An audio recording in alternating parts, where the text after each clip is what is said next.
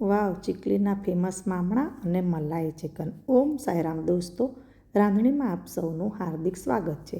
આજે આપણે બનાવીશું ચીખલીની ફેમસ ડિશ મામણા અને મલાઈ ચિકન. આપણે પહેલાં મલાઈ ચિકનને મેરિનેશન કરી નાખીએ. એના માટે મેં 200 ગ્રામ બોનલેસ ચિકન લીધું છે. એને આવી રીતના પતલા ટુકડામાં કાપી લીધું છે અને એના મેરિનેશન માટે જે મસાલો તૈયાર કરવાનો છે એના માટે મેં 25 કળી લસણની લીધી છે, 3-4 ઇંચ આદુનો ટુકડો લીધો છે, 2 મરચાં લીધા છે. મરચાં તમારા ટેસ્ટ પ્રમાણે તમે ઓછા વધતા લઈ શકો છો અને 4-5 કાજુ લીધા છે. હવે એને આપણે મિક્સર ગ્રાઇન્ડરમાં નાખીને મિક્સ કરી નાખીશું. ચિકનના મસાલાને નાના મુઠિયા જેવા આકારમાં બનાવીને તૈયાર કરવામાં આવે છે. તેને આ વિસ્તારોમાં મામણા કહેવામાં આવે છે. આ એક કબાબનો જ પ્રકાર છે. હવે બાઉલના અંદર મેં આ ચટણી લઈ લીધી છે. તેના અંદર 1 મોટી ચમચી દહીં, 2 ચમચી મસ્ટર્ડ ઓઇલ લીધું છે. હવે આ મસ્ટર્ડ ઓઇલ તમારા પાસે ન હોય તો તમે કોઈ પણ ઓઇલનો યુઝ કરી શકો છો. અને 1 ચમચી મેં ફ્રેશ ક્રીમ લીધું છે, સ્વાદ અનુસાર મીઠું અને 1 ચમચી કાળા મરીનો પાવડર લીધો છે. એને આપણે સરસ રીતે મિક્સ કરી નાખીએ. એને અંદર આપણે બધું ચિકનના ટુકડા નાખી દઈશું અને સરસ રીતે એને મિક્સ કરી નાખીશું, જેથી કરીને સરસ મેરિનેશન થઈ જાય. અને એના અંદર મેં અડધું લીંબુનો રસ નીચોવી નાખ્યો છે. હવે આપણે આને 3-4 કલાક માટે મૂકી દઈશું. જો તમારે જલ્દી કરવું હોય તો તમે 30 મિનિટ પછી પણ આને બનાવી શકો છો, પણ 3-4 કલાકમાં સરસ રીતે ચિકનના અંદર મસાલો પચી જશે. હવે આપણે બનાવીએ ચિકનના મામણા. એના માટે મેં 200 ગ્રામ ચિકનનો ખીમો લીધો છે અને 1 મીડિયમ કાંદો ચોપ કરી નાખ્યો છે નાનો. તેના અંદર થોડા ધાણા અને આદુ, મરચાં, લસણની પેસ્ટ તમારા ટેસ્ટ પ્રમાણે ઓછું વધતે પ્રકારમાં તમે લઈ શકો છો. અને એના અંદર પણ મેં અડધું લીંબુનો રસ નીચવી લીધો છે અને 2 ચમચી મસ્ટર્ડ ઓઇલ લીધું છે. તમારા પાસે મસ્ટર્ડ ઓઇલ ન હોય તો તમે કોઈ પણ ઓઇલ વાપરી શકો છો. સ્વાદ અનુસાર તમે એના અંદર મીઠું નાખજો. 1/2 ચમચી હળદર નાખવાની છે, 1 ચમચી ધાણા જીરું પાવડર નાખવાનો છે અને અડધી ચમચી આના અંદર તમે ગરમ મસાલો નાખશો, ખૂબ જ સરસ લાગશે. અને થોડી તમે 1 ચમચી ફ્રેશ ક્રીમ પણ નાખો, જેથી કરીને મુઠિયા એકદમ મુલાયમ થશે. પણ તમારા પાસે ન હોય તો તમે ન નાખો તો પણ ચાલશે. અને આને પણ 3-4 કલાક માટે તમે રહેવા દેજો.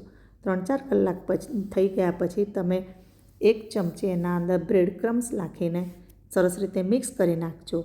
હવે આપણે આને સ્ટીમ કરવાનું છે.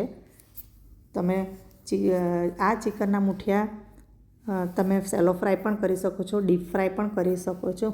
મારા વર્ઝનમાં હું એને સ્ટીમ કરીશ. એના માટે મેં સ્ટીમર પ્લેટને ગ્રીસ કરી નાખી છે અને બધા ગોળ આકારમાં બોલ બનાવીને મુઠિયા તૈયાર કરી નાખ્યા છે, મામણા તૈયાર કરી નાખ્યા છે.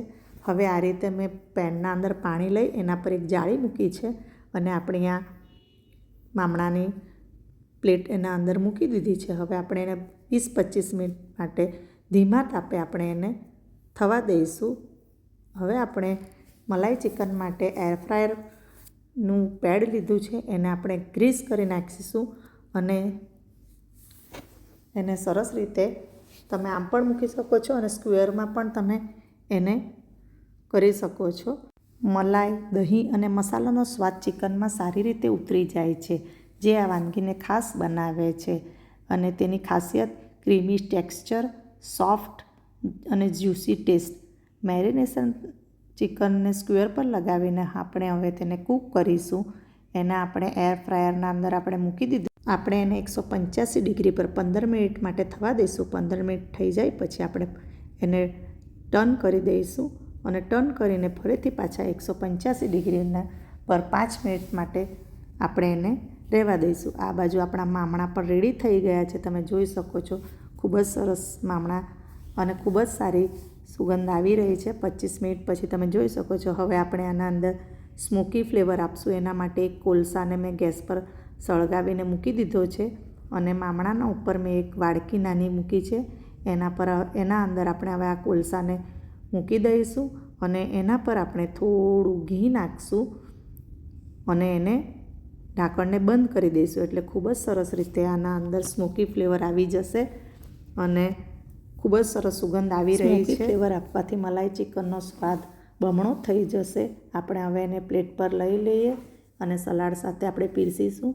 એને રોટલા કે તમે સ્ટાર્ટર તરીકે વાપરી શકો છો. આના સાથે મેં ફ્રેશ લાઈમ જ્યુસ બનાવ્યું છે, જેની રેસીપી મારા શોર્ટ્સ વિડીયોમાં છે. મલાઈ ચિકન પણ આપણે રેડી છે. એને આપણે પણ રોટલા કે તમે સ્ટાર્ટર તરીકે ખાઈ શકો છો. તમે આ રેસીપીને જરૂરથી ટ્રાય કરજો અને મારી રાંધણીને લાઇક, શેર, સબસ્ક્રાઈબ કરજો. Thank you. Eat healthy, stay mentally wealthy.